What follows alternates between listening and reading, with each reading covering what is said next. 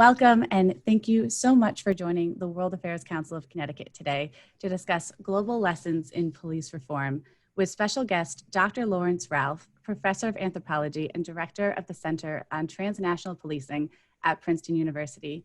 Dr. Ralph, welcome and thank you so much for joining us today. Thanks for having me. It's a pleasure to be here. So today's structure will kick off with a conversation with Dr. Laurence Ralph and Megan Torrey, CEO of the World Affairs Council. Dr. Laurence Ralph is an author, professor of anthropology, and director of the Center on Transnational Policing at Princeton University. Prior, Dr. Ralph was a professor at Harvard University for 8 years. His recent article, published in Foreign Affairs, is titled To Protect and to Serve: Global Lessons in Police Reform. And his recent book, published earlier this year, is called The Torture Letters: Reckoning with Police Violence. We highly recommend you check out both, and we'll make sure that we have the links in the chat for you to check out during or after the conversation today. So we're honored to have Dr. Ralph here with us today to discuss the urgent national conversation on police reform and how it can be informed by lessons from around the world. So now let's just get started. I'm pleased to turn it over to Megan Torrey, CEO of the World Affairs Council. Thank you, Amanda. And everyone, thank you for joining us on State of the World today. Dr. Ralph, it is a pleasure to have you. Welcome. Thank you. This conversation that we're having today is so relevant to our national conversation, to what's happening in the world. So I want to jump right in. In your recent article, To Protect and Serve: Lessons in Police Reform, you cite some really stark numbers from mapping police violence. Last year, you rate the rate at which people were killed by police in the United States fell somewhere between, or directly between DRC, the Democratic Republic of Congo, and Iraq. Within these figures, African Americans were more than 3 times likely to be killed by law enforcement than their white counterparts. Can you set the scene for us? How has the U.S. policing system gotten to this point? How are we here today? Yeah, I mean, I think that when we think about, American exceptionalism, there are some great things that we often like to think of our country that sets us apart.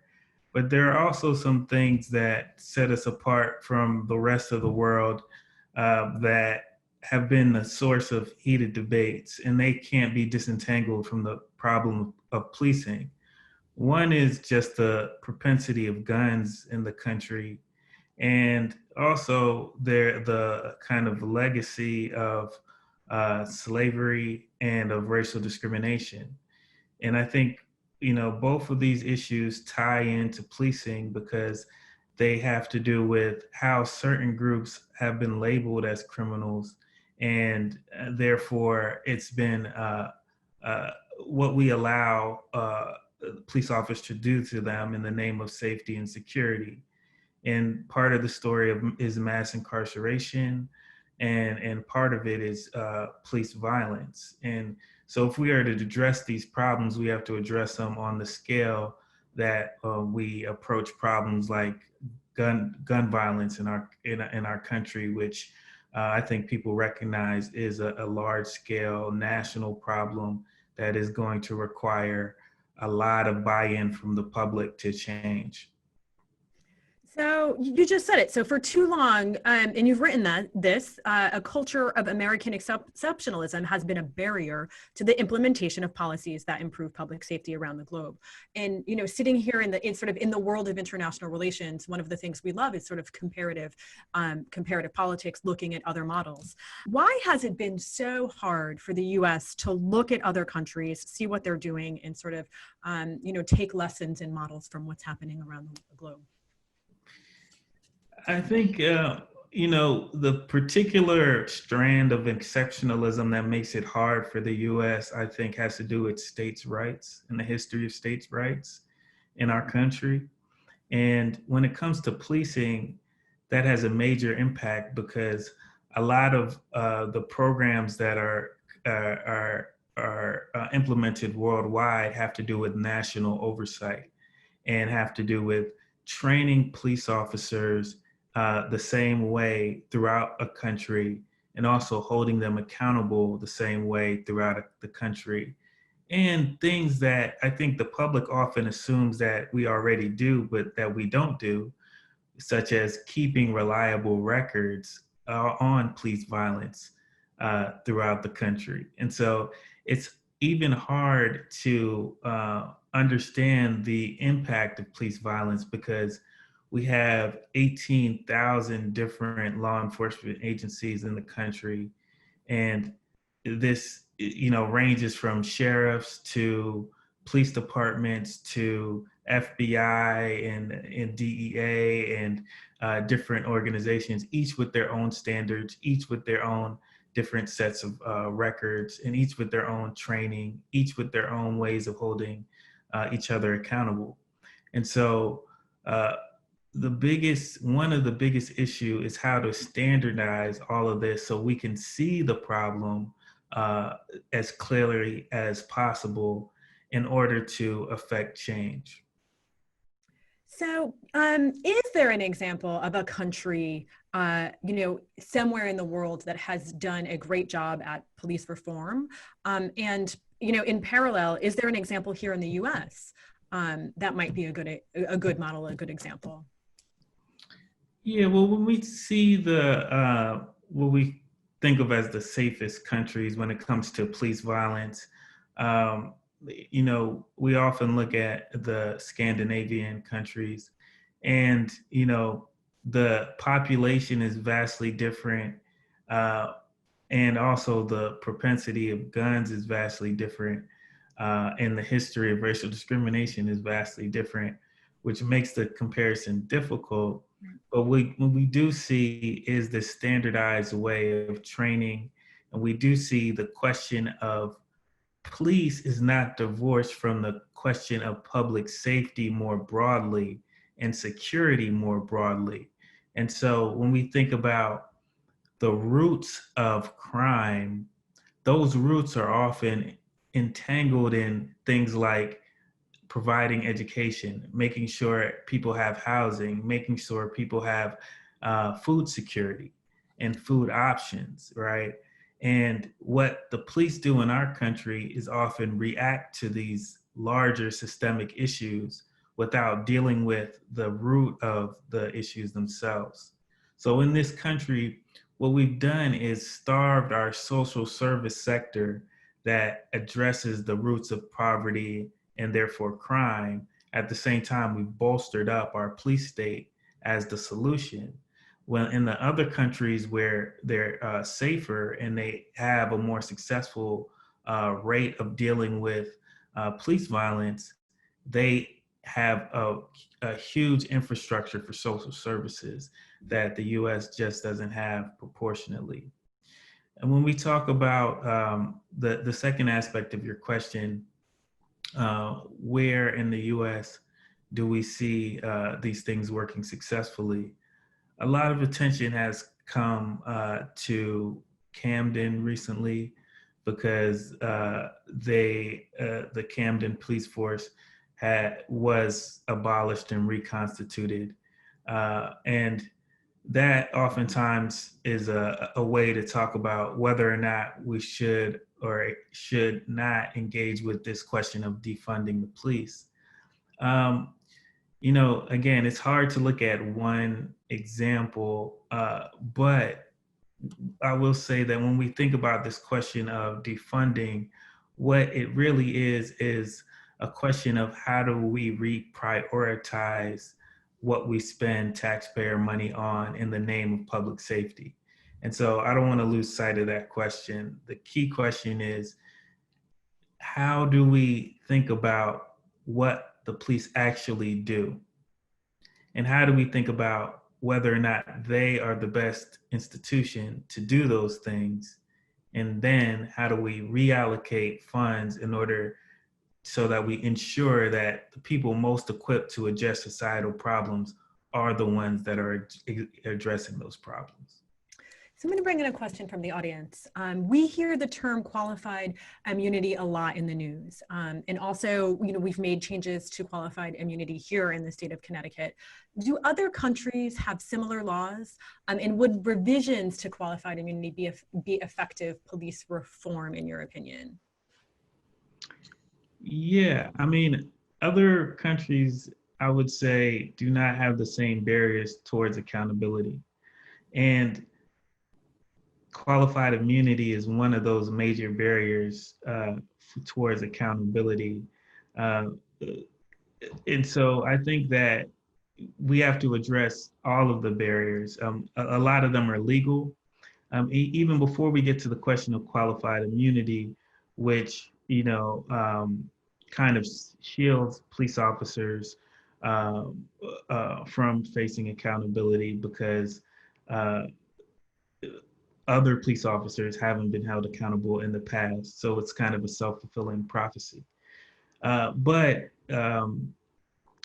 Tennessee versus Garner Supreme Court decision was also a major barrier towards accountability.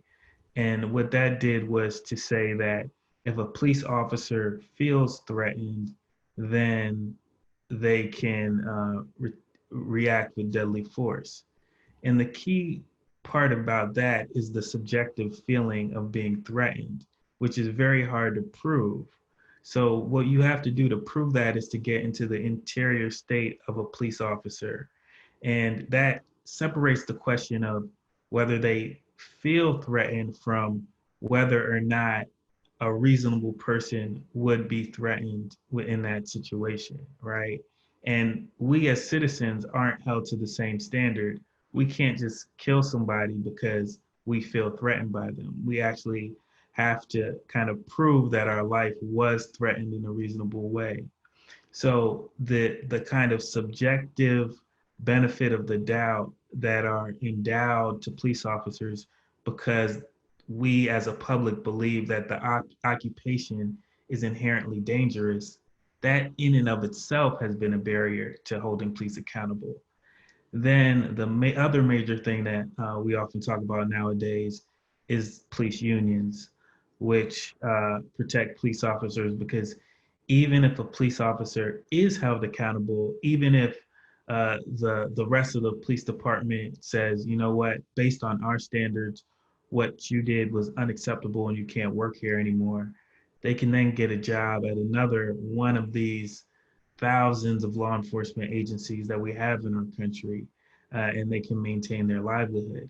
So there are a lot of loopholes towards accountability that other countries don't have, that we have to think seriously in the US about whether or not we want to maintain. So, while you're speaking about police unions, I want to bring up an audience question that says, can you speak to the entanglement of police unions' effect on politicians and how that may create barriers to US citizens creating change? Have you seen similar parallels in other countries? Is this, are there global examples? Yeah, I mean, I think there's similar strategies of the entanglement with police and politics. And that is most prominently based in or on the politics of law and order that we do see in other countries, in other democracies. We see it right now in Brazil. And so what's happening is that it is, easy. It's easy and it's convincing for politicians to invoke the politics of law and order and to say that your streets are dangerous and that, society would dissolve into chaos were it not for the police. And therefore, we need to bolster the police state. But again, what that kind of rhetoric misses is the very valid concerns that people have about public safety and the historical injustices that the police themselves have perpetrated, not to mention the fact that having police officers heavily militarized in the streets has the effect of creating more violence a lot of times. And we've seen that recently in cities like Portland. And so there is a way in which, again, the politics of law and order can be a kind of self-fulfilling prophecy. So while you were talking a little bit about the police state, we do have another audience question that's a great follow-up. Is there a connection between authoritarian regimes and the rate of police violence against its citizenry? If so, are there common sense measures and initiatives that will insulate police from political impetus of authoritarian regimes? Yeah, that's a great question. I think that the key connection is the ability of the politician to mobilize the police in a way that kind of squelches rights and freedoms that we hold dear in democracies.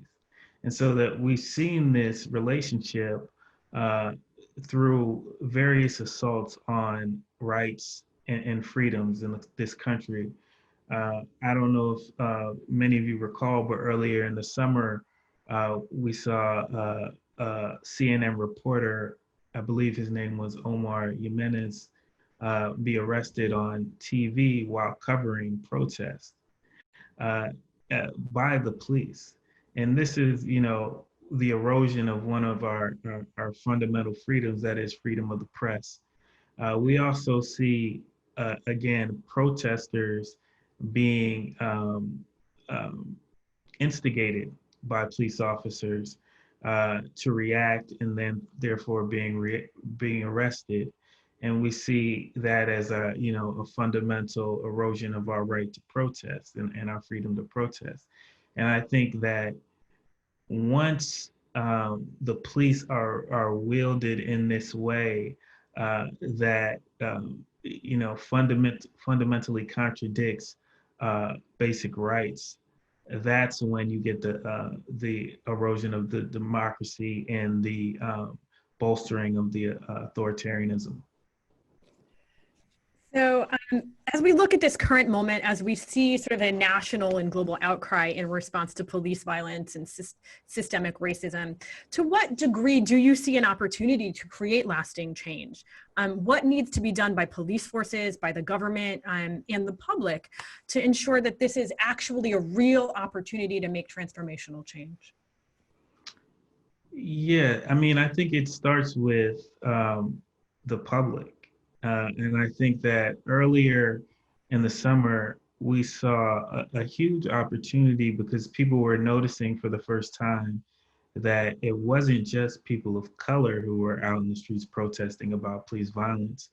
A lot of news publications called this the most diverse and generational protest in some time. And I think that's really important. That can't be underestimated.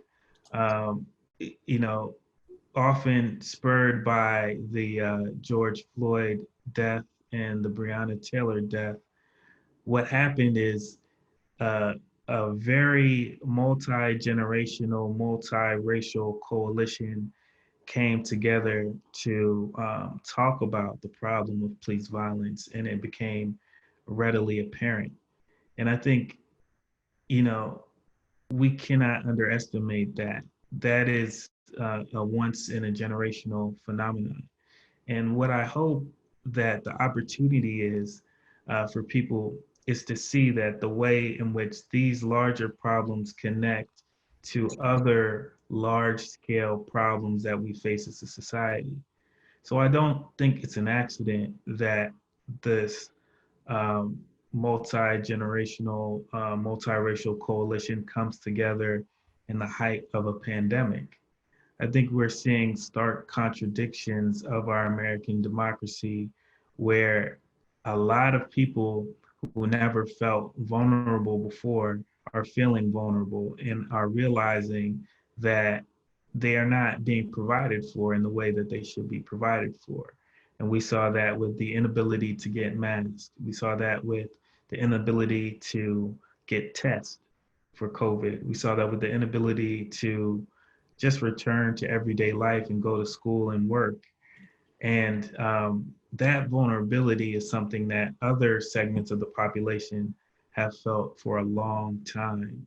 And particularly around the issue of police violence, African Americans have felt that same vulnerability, that same governmental abandonment for a long time. And so the coalition is dependent on other people seeing that and other people demanding of our government ways in which to provide for the well-being of the citizenry.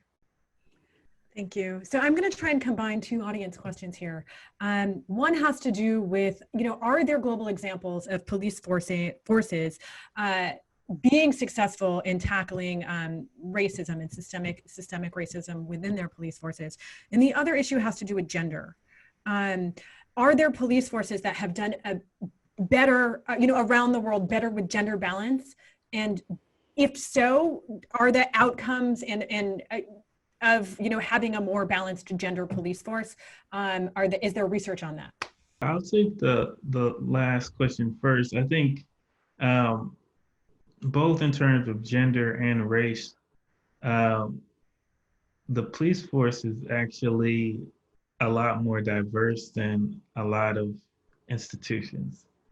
Particularly when it comes to race, there are a lot of officers of color throughout the nation. And while we see that does make some difference, it's not enough to change the inherent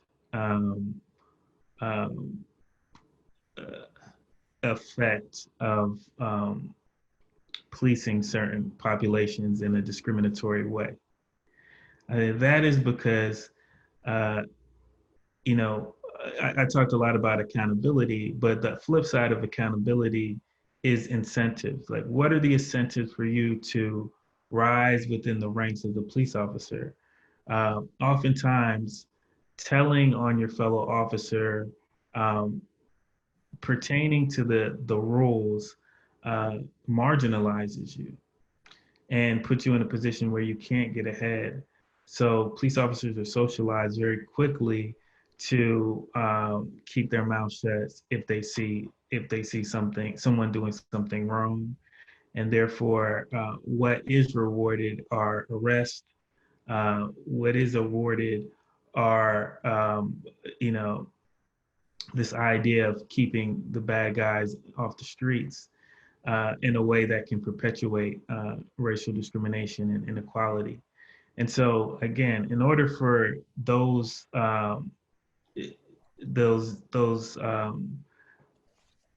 kind of interventions around identity to make a difference, we also have to look at the entire structure of a police officer, including how they rise to the ranks, how they maintain their livelihood and their security and pensions. And unless we deal with that, I think that we're going to still have the same issues. Again, the question of racial discrimination in other countries is hard because the US is pretty unique. But there are examples of countries that have had profound changes in the way that they deal with structural inequality. And one example is the Republic of Georgia. And when they transformed their police, their department after kind of gaining autonomy from the Russian Confederacy, they, drastically implemented a bunch of new reforms that increased public safety. Part of that had to do with almost creating the police force anew and firing a lot of departments that existed in the past and reconstituting them with different members in the name of the public good in a different way. And I think, we have to think about some drastic measures that we have to take in order to kind of reconstitute the police force, because at the heart of it is a question of trust and legitimacy. If we don't have trust and legitimacy, it's hard to have anything else in terms of law enforcement. So we have time for one last question. So I'm going to ask you, What is the best case scenario for police reform in the US? Do you have a vision of what justice would look like in the US policing system? Yeah, I mean, I think the best case scenario is to really take an audit, you know, and I think that taking an audit will require thinking about what we use the police for. I think a lot of people have the idea that uh, if we didn't have the police, that society would descend into chaos, that we wouldn't be able to solve things like murder and rapes in our society. But we have to realize that the police don't actually do a good job of solving those major violent crimes either. And, you know, that's not the majority of what they do. So there was a New York Times report that recently came out, and it said that 4% of what police actually do are solving those major issues like murder and rape. And so that's not a good percentage. So the question then becomes, what are the best ways that we can solve those problems? What are the best ways that we can um, uh, grapple with the insecurities that people face in society? And having a reactive police force that are reacting to things after they happen is kind of like the healthcare system. When you react to a disease after it already takes place, the best way is to be preventative. So I think the best case scenario is to, you know, have a whole scale audit and rethinking of what public safety means and equip the best people to solve those problems. And it will take the buy-in of the public in the same way that it will take the buy-in of the public to address gun violence, in the same way that it will take the buy-in of the public to address climate change. But I believe that police violence is of that scale and on that level that we need to fundamentally rethink the ways that we've been doing things in this country for a very long time. Dr. Laurence Ralph, thank you for joining State of the World today. It was great to have you on. And I know this was a fantastic episode with a ton of questions. So we appreciate all of your time. Thank you so much. Thank you. It's a pleasure to be here. And thank you so much. I'll just jump in to close and say, Dr. Ralph, to echo Megan, thank you so much for speaking with us today. Thank you to everyone who joined us. And we encourage you all to right now go out and buy Dr. Ralph's latest book, The Torture Letters. Link in the chat, and let us know if you need any other resources. If you'd like to revisit this conversation, head over to the Council's YouTube page. It's just World Affairs Council of Connecticut on YouTube. If you just subscribe, you'll receive a notification when this conversation is posted and all future episodes as well. I also just want to invite you to join us next week, where we'll be hosting David Schimmer in conversation on the 2020 election and his latest book, which is called Rigged: America, Russia, and 100 Years of Covert Electoral Interference. So that's going to be another great one, just like today. Thank you so much, Dr. Ralph, again, for sharing your expertise, your scholarship with us. And to everyone out there, until next time, thank you. Thank you.